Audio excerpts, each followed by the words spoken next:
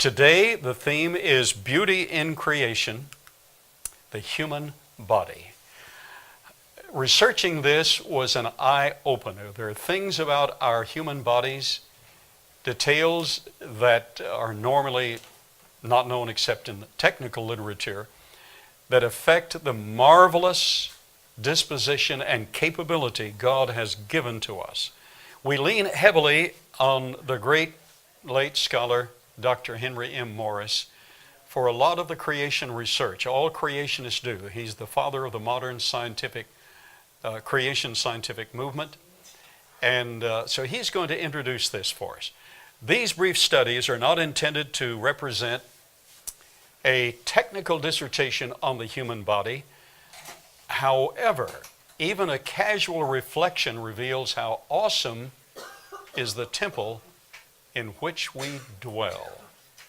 The late Dr. Henry Morris penned the appropriate emphasis on the overwhelming importance of the human body when he wrote in his commentary on Genesis 1:26. Man was not only created in God's spiritual image. Now, class, when I first read this, I thought, this has to be a mistake. And I read it again, and the profound truth reached home. Man was not only created in God's spiritual image, he was also made in God's physical image. That is, and I pause there, God made in a physical image? Now wait a minute. God is supposed to be incorporeal, and he is. Now, what do you mean incorporeal? Anybody have any idea what? It's a theological term. Incorporeal? That means not limited to a physical body. God is not limited to anything. But now God does manifest himself in a physical dimension from time to time. For instance, in the Old Testament, quite often, the Bible speaks of the angel of the Lord appearing, and theologians recognize by the context, this is either a theophany or a Christophany, an actual appearance of God as the Father or God as the Son, a Christophany, an appearance of Christ before his physical form. So God is not limited to a physical body, but from time to time he does manifest himself in a physical form. He was also made in God's physical image, that is, i.e., the body that he would assume when he appeared in human flesh at the incarnation in Bethlehem. Man's body was specifically planned to be most suited for the divine fellowship in an erect posture, upward gazing countenance, facial expressions varying with emotional feelings, brain and tongue designed for articulate speech, none of which are shared by the animals.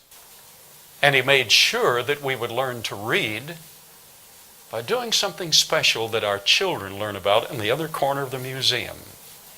Did you know that the entire alphabet in all languages is on the wings of butterflies? The alphabet and the Roman numerals, or the Arabic numerals? On the wings of butterflies. Okay, you can Google butterfly alphabet. Not now, but butterfly alphabet.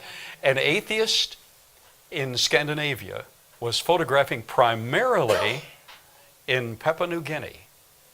And he started realizing he spelled out Queen Elizabeth's name on the wings of the butterflies he had photographed, and she was the first to receive pictures of her name on the wings of butterflies. Queen Elizabeth. But your name is there. And we have a copy of that. You can order that from the web, a butterfly alphabet, and we have a copy of it back there in the children's section for you to see. Now, why would God put the alphabet on the wings of butterflies? Butterflies are the most intriguing of all the flying creatures. Birds are nice, they sing beautifully, but butterflies flutter around. So why would God want us to have the alphabet? Why? Communicate. Well, communicate, but even beyond that. Okay.